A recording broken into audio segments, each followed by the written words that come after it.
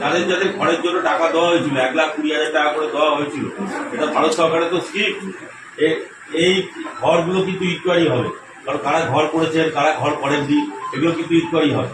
এবং এটাও হতে পারে যারা ঘর করেননি তাদের টাকা হয়তো ফেরত দিতে হতে পারে। ভিডিওকে দরখাস্ত দেবেন যে কারণ এই যে ঘরের যে টাকাগুলো এসছে মানে প্রত্যেকের বাড়িতে যে আপনারা যে এসছেন আছে, যাদের যাদের ঘরের জন্য টাকা দেওয়া হয়েছিল 1,20,000 টাকা করে দেওয়া হয়েছিল, এটা ভারত সরকারের তো স্কিম।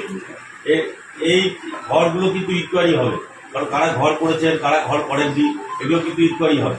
এবং এটাও হতে পারে যারা ঘর করেননি তাদের টাকা হয়তো ফেরত দিতে হতে পারে।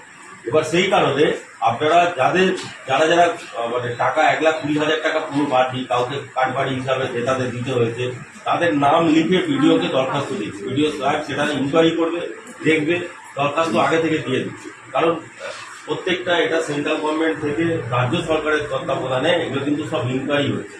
হ্যাঁ, সব ইনকোয়ারি হবে, দিয়ে দিয়েছেন, কিন্তু ইনকোয়ারি করুন, নাহলে কিন্তু প্রত্যেকের টাকা রিটার্ন করতে হবে। আর একটা কপি ভিডিওকে দেবেন আর একটা কপি আমাকে দেবেন, আমার রিপ্রেজেন্টেটিভ হিসেবে তপন রয়েছে, তপনকে দিয়ে দেবেন, দিলে আমি পেয়ে যাবো।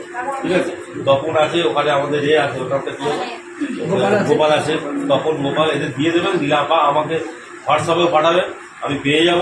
কিন্তু এটা কিন্তু অবশ্যই 2-1 দিনের মধ্যে করবেন, কারণ সবাই সব জায়গায় কিন্তু তদন্ত হবে, মানে বাড়ি। ঠিক আছে,